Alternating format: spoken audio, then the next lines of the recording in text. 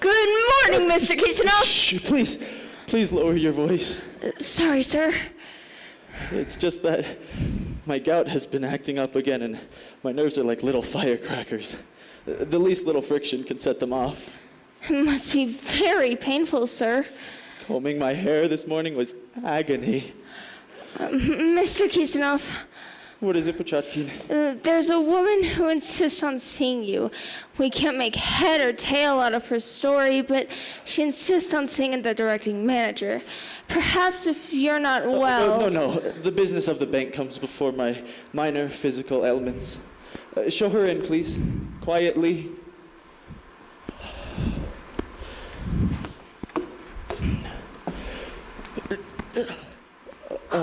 Good morning, madame. Forgive me for not standing, but I am somewhat incapacitated at the moment. Please sit down. Oh, thank you. Now, what can I do for you? You can help me, sir. I pray to God that you can help. No one in this world seems to care. Calm yourself, ma'am. Please, I beg of you, calm yourself. Oh, I'm sorry. I'm sure we can sort this all out if we approach the situation sensibly and quietly. Now, what exactly is the trouble? It's my husband, sir, Collegiate Assessor Shukin. He's been sick for 5 months. 5 agonizing months. I know the horrors of illness and can sympathize with you, madame. What's the nature of his illness? It's a nervous disorder. Everything grates on his nerves. If you so much as touch him, he'll scream out. How or why he got it, no one knows. I have an inkling. Please go on, a little less descriptively, if possible. Well, while the poor man was lying in bed... You're not going to scream again, are you? Not that I don't have cause! While the poor man was lying in bed for 5 months recuperating, he was dismissed from his job. No reason at all. It's a pity, certainly. But I don't quite see the connection with our bank, madame. You don't know how I've suffered during his illness. I've nursed him from morning to night. I've doctored him from night till morning. Besides cleaning my house, taking care of my children, feeding our cat, our dog, our goat, my sister's bird, who was sick. The bird was sick? My sister! She gets dizzy spells. She's been dizzy a month now. She gets dizzier and dizzier every day. Extraordinary. However... I had to take care of her house and her children and her cat and her goat and then her bird. They were my children. So my cat bit her bird, and then my oldest daughter, the one with the broken arm, drowned my sister's cat. And now my sister either wants my goat in exchange, or else she says she'll drown my cat or break my oldest daughter's other arm. Yes, well, you've certainly had your pack of troubles, haven't you? But I don't... And then, when I went to pick up my husband's pay, they deducted 24 rubles and 36 kopecks. For what? I asked. Because, they said, he borrowed it from the employees' fund. But that's impossible! He could never borrow it without my approval. I'd break his arm! Not while he's sick, of course. I haven't the strength. I'm not well myself, you see, sir. I have this terrible cough. It's a terrible thing to hear.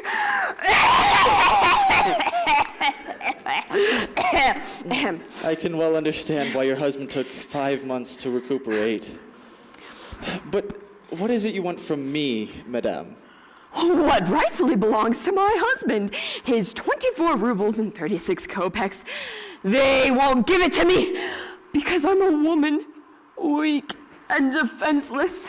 Some of them have even laughed in my face, sir. Laughed! Where's the humor, I wonder, in a poor defenseless creature such as myself? None at all.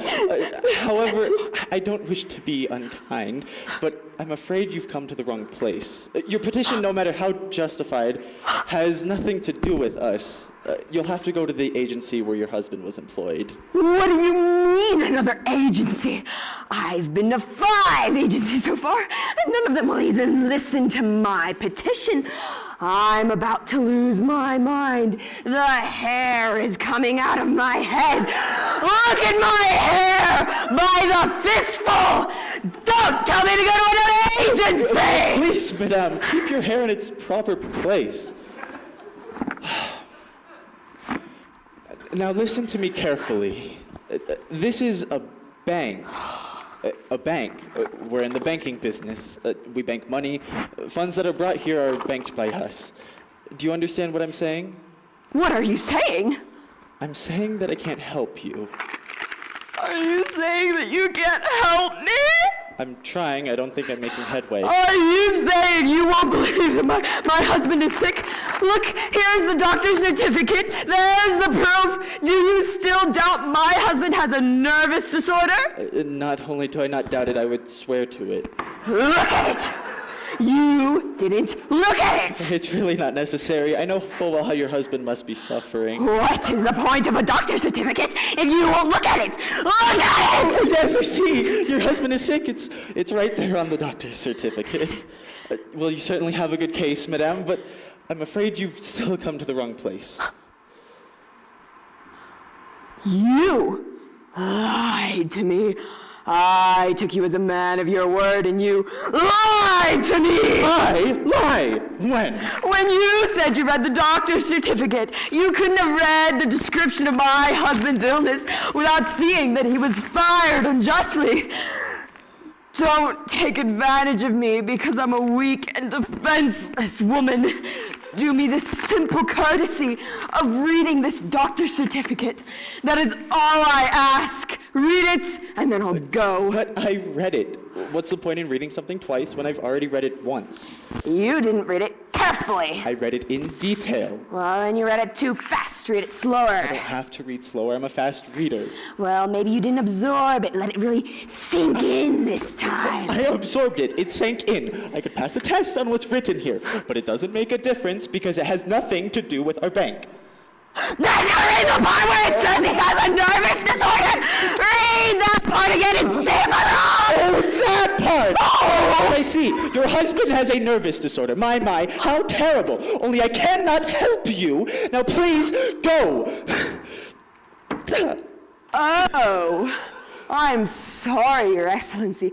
I hope I haven't caused you any pain. Please don't kiss my foot. Can't you get this through your balding head? If only you would see that to come to us with this sort of claim is as strange as trying to get a haircut at a butcher shop.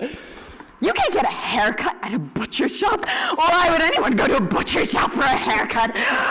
Are you laughing at me? Laughing? I'm lucky I'm breathing. Butchard King!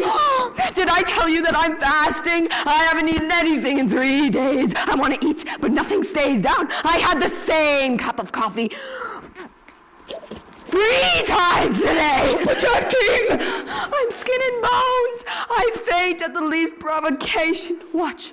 Oh.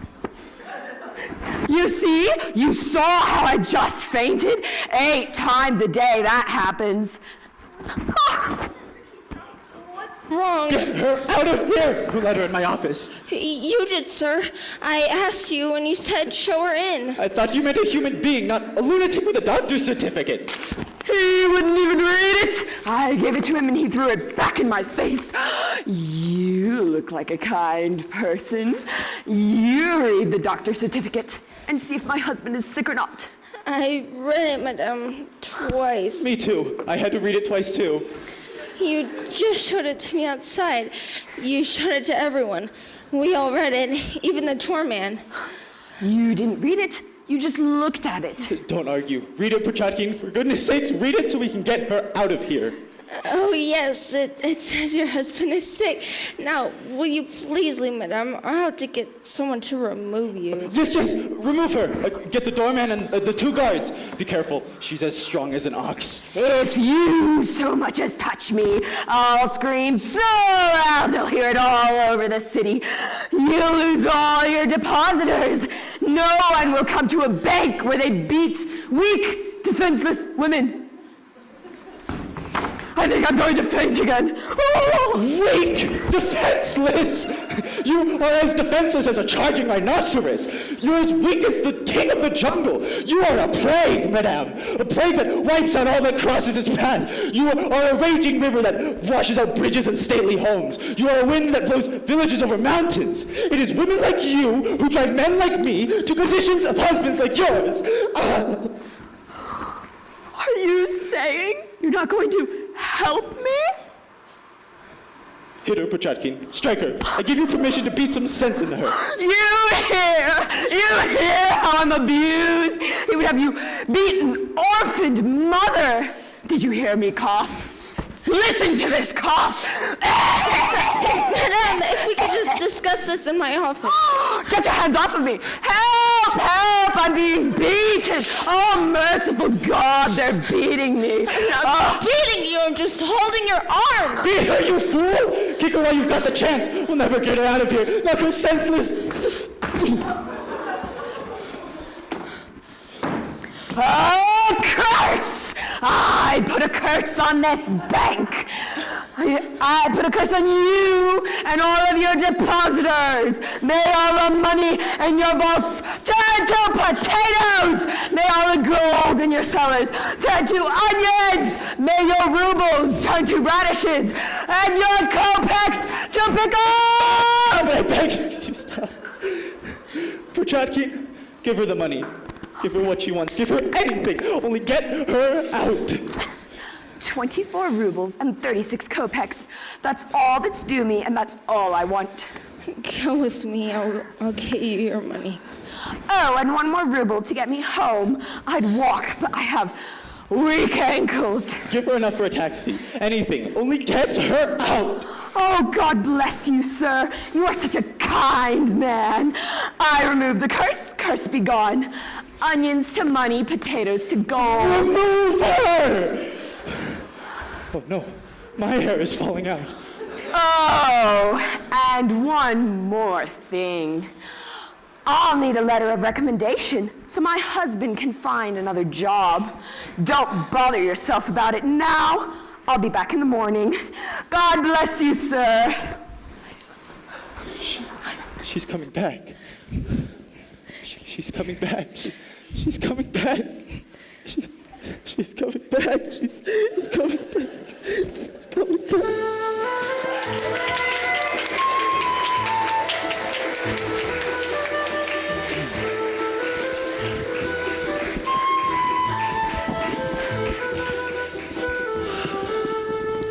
I hope that portrait of my mother came out with some affection. I loved her very much. And yet with her, as with all the other characters I've shared with you tonight, I feel a sense of betrayal. When I put down my pen at the end of a day,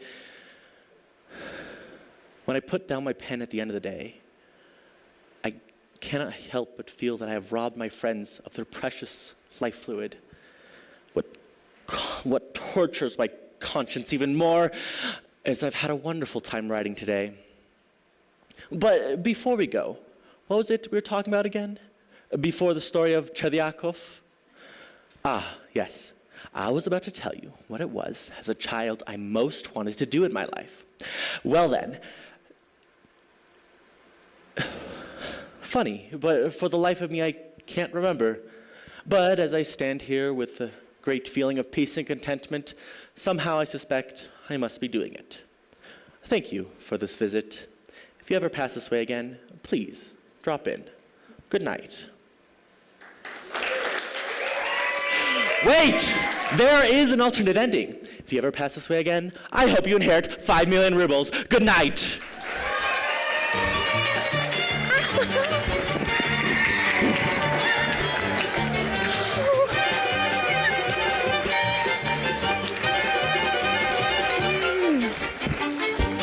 you, everyone, for sharing with us our first show. If you enjoyed it, would you please spread the word, get more people to come out? We still have 3 more shows, Thursday night, Friday night, and Saturday afternoon.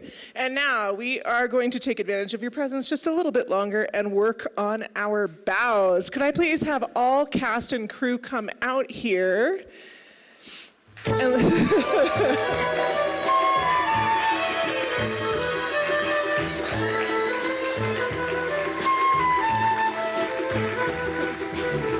Okay. Jennifer, feel free to pipe in about how we're going to do this. So Luke goes off that way at the end, so let's have him come right back on again and stand in front of the desk and bow.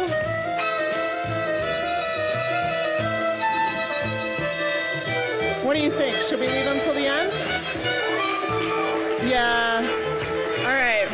Luke, we decided we're leaving you to the end. We're leaving the star for last, so you can go back out again. All right. What do you think? Should we go backwards by scene? Okay. So let's have Defenseless Creature. Let's have you come back in, and we're going to have you go on stage left of the desk. You have to, you'll have to go around. Yeah, I think that's fine. But just go to stage left of the desk with the rest of your cast members. Woo!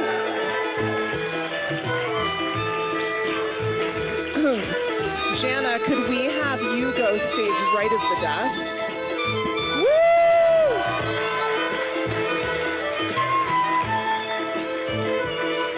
Okay, let's have Drowned Man but not Luke also go stage right of the desk. So Sarah, Anna, and Samuel.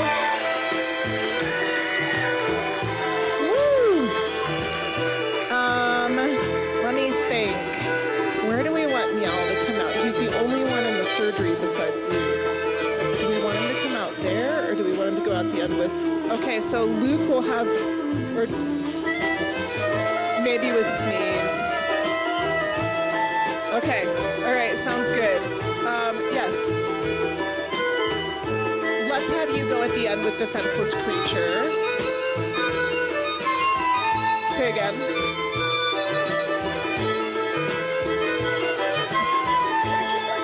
What?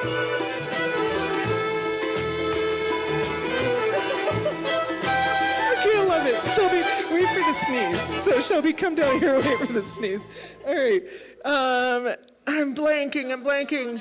Yes, Johanna and Sarai. Let's have you two go that side, stage right.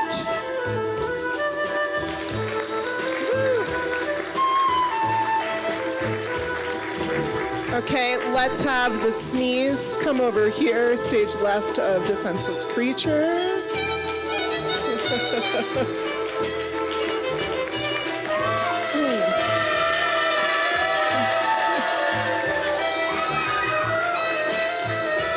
Should we have crew come out in front before Luke? Okay, so crew, you'll come out but here, in front on the floor. Yeah. Woo! Okay. Then we'll have Luke. Luke, you come out and stand in center stage in front of the desk. Woo! Yes!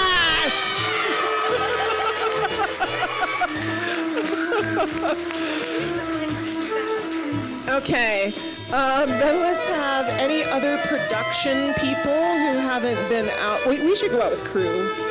Production who hasn't. Okay, yeah, at the very end, let's have the directors and our producer too all go and bow. I want Zach to go out with directors too, because you're the student tech director. So should we do that before we acknowledge tech, or should we acknowledge tech first? Okay, let's acknowledge tech first. Woo!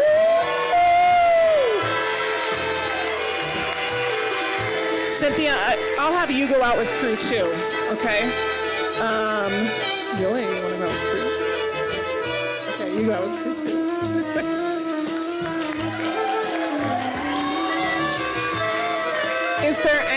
I've missed from backstage. Okay, and then let's have the directors and the producer go up together.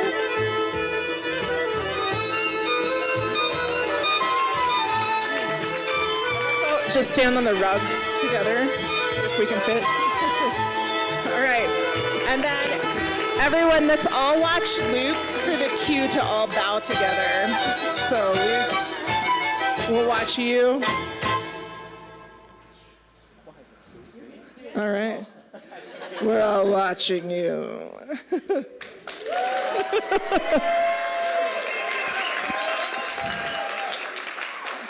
Could we try that whole thing? Does everybody remember enough to try it with the music? Sure, yeah. Right before directors come up? Okay, sounds perfect. Does anyone not remember what order we're doing it in? Does anyone need a refresher? Refresher, anyone? Okay, make sure I remember. Okay, so can we go back to your very last lines, if you ever come this way again? We'll go back to your very last lines, Luke, if you ever come this way again, both of them, please, the false end and the end. And then we'll have you guys go ahead and play the music, and we'll do that to the music.